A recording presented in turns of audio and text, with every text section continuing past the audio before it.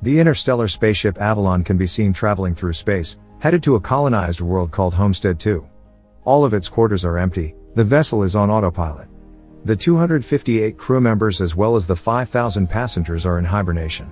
Suddenly, the ship passes through an asteroid belt that's weakening its shields.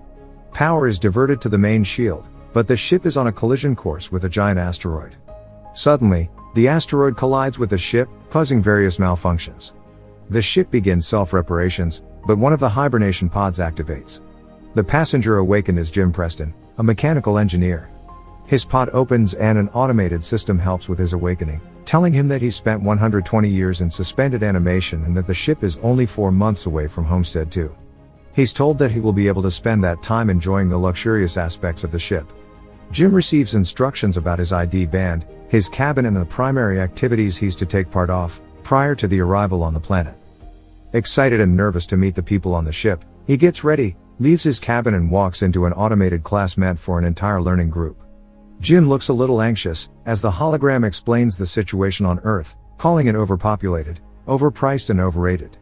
It tells him to hold his questions to the end of the lesson, but Jim keeps asking why he's the only one there. He realizes that the hologram can't answer him and goes to search for other people. He gets to the main concourse of the ship. No one is there either, but an automated informational desk offers to help. Jim asks to talk to a real person and it sends him off to talk to a steward, but when he finds that no one is there too, he asks to speak to the captain. When he gets to the bridge, even though he doesn't have access to go inside, he can see that none of the main crew is awake either. Jim eventually goes to the observatory, where he finds out that the ship is actually 90 years away from Homestead 2. He realizes that he woke up too soon, so he rushes back to the concourse and sends a message back to Earth asking what he should do, because he doesn't know how to get back into hibernation. The communication system informs him that the overpriced call to Earth would take approximately 55 years to get an answer back. Jim is devastated. He walks around and finds the ship's bar, where he sees another person. As he's talking to the bartender, something seems strange about him. When he goes to get him a drink, Jim realizes that he's an android. It's called Arthur. Jim wants to find out more information from him, but he can't even explain to the android how it's possible for him to be there ahead of time. Jim wakes up in his cabin the next day and goes to the cantina, where he quickly realizes that most of the things on the menu are reserved for gold-class passengers only. He gets his plain coffee and tries to figure out how to fix his hibernation chamber. After he gets all the tools, he manages to get it operating and lies down inside of the pod. But nothing happens. Next, he decides to use the tools he found to get into the crew's hibernation chambers. That doesn't work either. Small malfunctions happen around the ship. Jim keeps returning to the bar to drink, but mostly to talk to Arthur. The android gives him some advice that convinces him to break into one of the gold-class rooms and try to have some fun on the ship. Jim tries all the restaurants, the games, the entertainment system. But as time passes, he becomes even more miserable to be there alone. One day, he gets drunk and wanders around the hibernation pods, when he stumbles into an airlock with spacesuits designed for spacewalks. Jim gets into a suit and goes to the airlock, pushes a lever and then the button to release the airlock door. Once outside the ship, he's mesmerized by the view. He's the only conscious human being experiencing that moment in time. Jim releases the magnets on his boots and floats in space, feeling devastated. He comes back inside, takes off the suit, but goes back to the airlock without it on. He pulls the lever, ready to end it all, but changes his mind in the last moment, runs back inside and slips on a bottle. Jim stands up and is instantly drawn to a woman in one of the pods, named Aurora.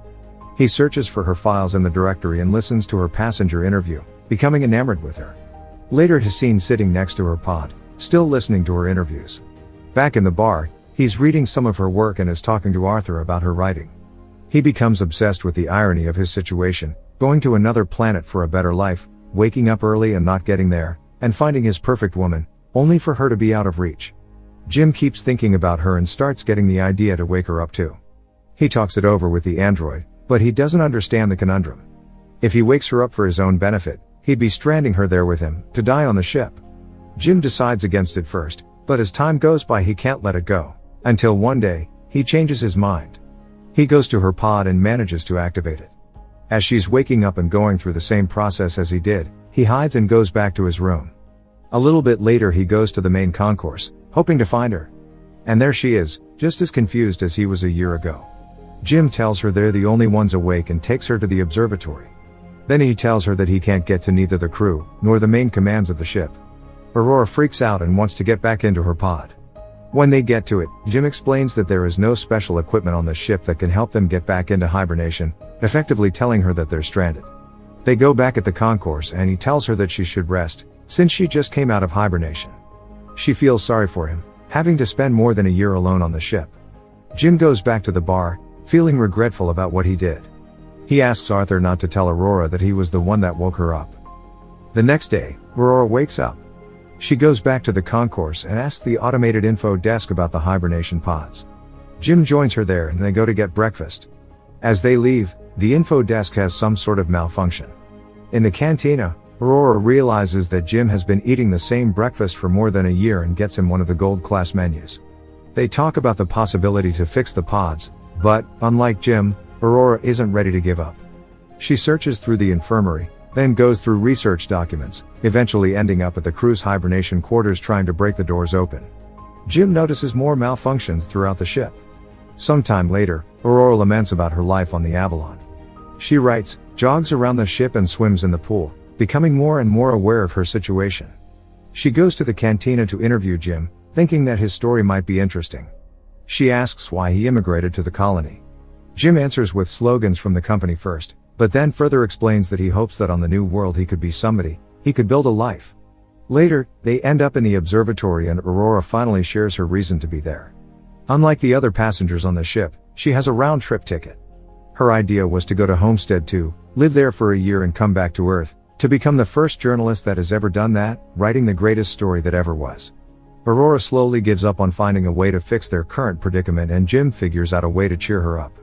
He takes her dancing, to the cinema, and to the basketball court. Lastly, he takes her to the bar to meet Arthur. She relaxes for a bit, until she remembers their situation. Jim is left alone with the android, feeling awful about what he's done to her. The next moment he's seen tinkering with something and in the other Aurora walks into the observatory to find a miniature of the Chrysler building he made for her. Sometime later, they go on a date at the bar.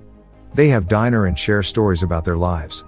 She tells him that her father died when she was a teenager.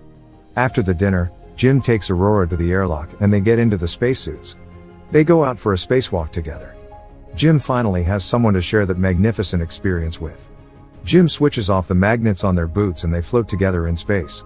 They come back inside and immediately kiss, retreat to his cabin and sleep together. Soon after, they start living like a couple. Aurora moves into his cabin and writes about her life on the ship. They jog together, eat together, sleep together.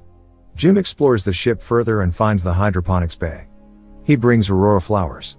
One day the ship passes by a red giant and they go to the observatory to see it. It's Aurora's birthday, so later that night they celebrate it in one of the many restaurants on the ship and then the bar. Jim goes to the washroom and prepares the ring he made for Aurora, while she stays in the bar chatting with Arthur.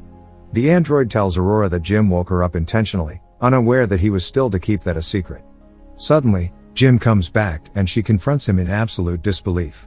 She runs away furious and panicked. Jim comes back to his cabin to find all her things gone. He runs into her in the cantina the next day, but the moment he speaks, she runs away. Aurora is desperate. One night she goes over to Jim's cabin, punching and kicking him, wanting to kill him.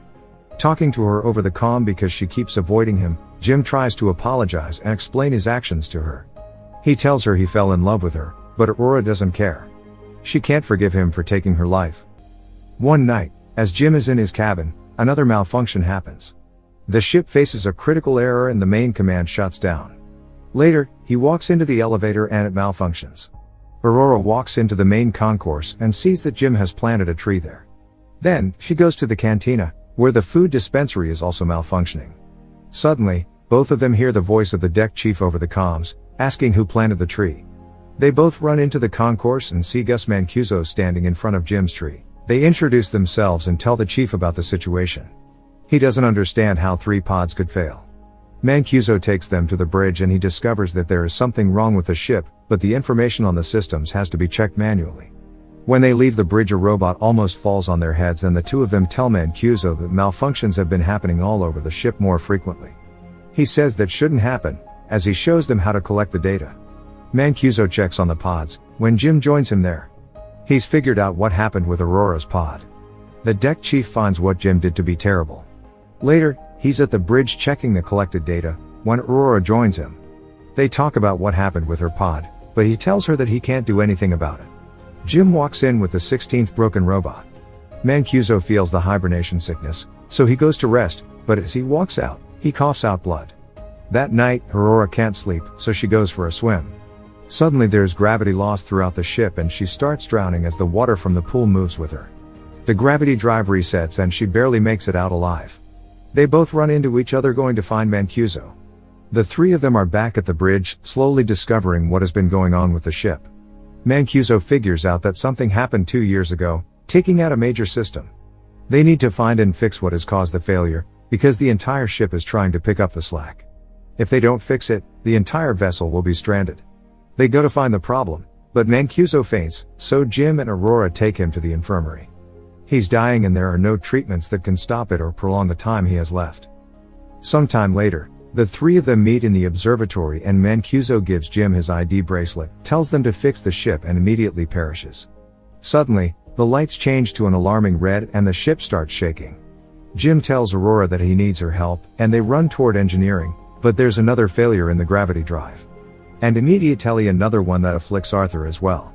Jim deactivates him. They finally arrive in engineering and start looking for the problem. They find it in the power plant and as they open the hatch, Aurora gets sucked in. The asteroid has caused a breach in the hull in that area. Jim gets sucked in too, but he holds on to the hatch, as it keeps closing on him. Eventually he gets sucked in too, but they quickly manage to seal the breach. Instantly after fixing that problem, Jim realizes that there is more than one breach in the hull.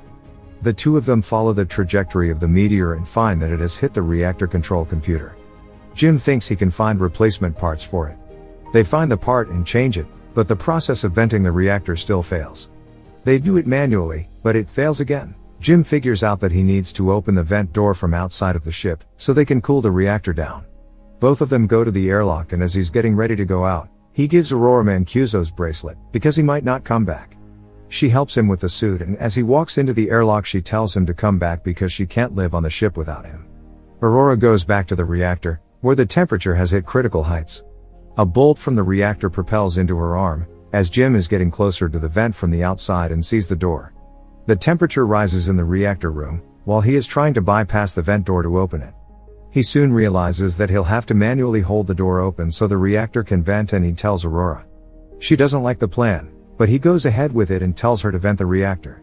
She doesn't want him to die and they argue, but he tells her that they have to save the other people and she vents the reactor.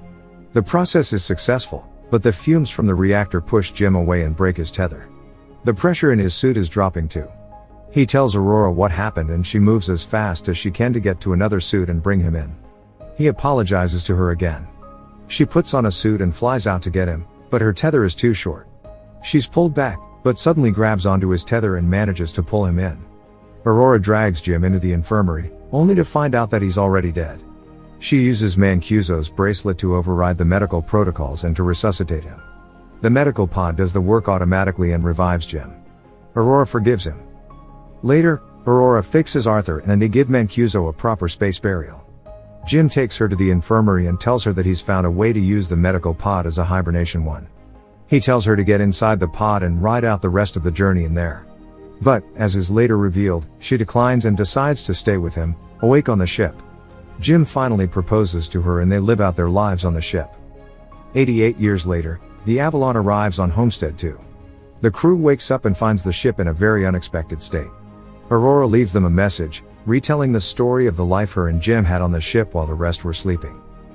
Make sure to subscribe and turn on notifications so you can watch more videos like this. Thanks for watching.